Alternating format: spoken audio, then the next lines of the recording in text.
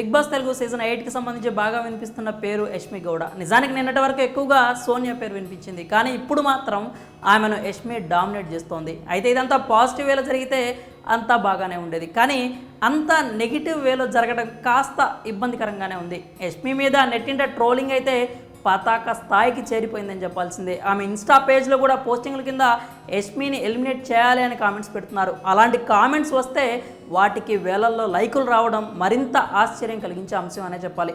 అయితే యష్మి ఎలా ఆడినా కూడా అది ఆమె వ్యక్తిగతం, కానీ ఆమె వల్ల మరో కంటెస్టెంట్ ఆట పాడైతే మాత్రం తప్పనే చెప్పాలి. ఇప్పుడు యష్మి గైడెన్స్లో ప్రేరణ ఆట పాడు చేసుకునేలా కనిపిస్తోంది. బిగ్ బాస్ హౌస్లో పర్మనెంట్ మిత్రులు, పర్మనెంట్ శత్రువులు ఉండరు. ఇప్పుడు బాయ్ బాయ్ అనుకున్న వాళ్ళు భద్ర శత్రువులు కావచ్చు. బిగ్ బాస్ హౌస్లో మంచి చెప్తున్నారని గుడ్డిగా నమ్మడానికి కూడా లేదు.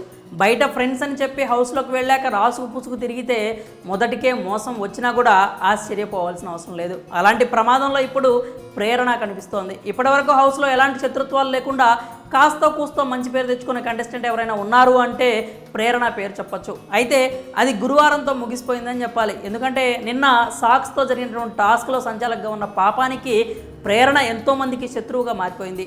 అందులో ఎక్కువ భాగం బాధ్యత మాత్రం యష్మినే తీసుకోవాల్సి ఉంటుంది. ఎందుకంటే టాస్క్లో ఎక్కువ నిర్ణయాలు యష్మి ఇన్ఫ్లుయెన్స్ వల్లే తీసుకున్నట్లుగా కనిపించింది. ప్రేరణ, యష్మి ఇద్దరు ఫ్రెండ్స్ అనే విషయం అందరికీ తెలిసిందే. వాళ్ళు హౌస్లోకి వచ్చిన తర్వాత కూడా బాగానే క్లోజ్గా ఉంటున్నారు. గ్రూప్ గేమర్స్ అనే ఆరోపణలు వస్తే నిఖిలైనా తప్పుకున్నాడు, కానీ ప్రేరణ, యష్మి మాత్రం ఎక్కడా తగ్గలేదు. ఆ తర్వాత ఇద్దరు ఒకే క్లాన్ కూడా అయ్యారు. ఈ వీక్ ప్రేరణను నామినేషన్స్ నుంచి సేవ్ చేసినందుకు ఖచ్చితంగా ప్రేరణపై ఎంతో కొంత యష్మి ఇన్ఫ్లుయెన్స్ అయితే ఉంటుంది. అదే ఇప్పుడు ప్రేరణ కొంప ముంచేలా కనిపిస్తోంది.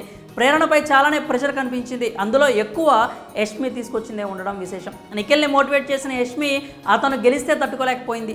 మరి అతన్ని మోటివేట్ చేసింది నిజమా, బాధపడింది నిజమా? అలాగే ప్రేరణను కూడా యష్మి ఇన్ఫ్లుయెన్స్ చేస్తోందేమో అనే అనుమానాలు అనిపిస్తున్నాయి. అయితే అది గేమ్లో భాగంగా యష్మి తన క్లాన్ గెలుపు కోసం చేసిన పోరాటంలో జరిగిన పొరపాట్లు కూడా కావచ్చు. కానీ మొత్తానికి విలన్ మాత్రం ప్రేరణ అయింది. మరి ప్రేరణ ఆటను యష్మి పాడు చేస్తోందా?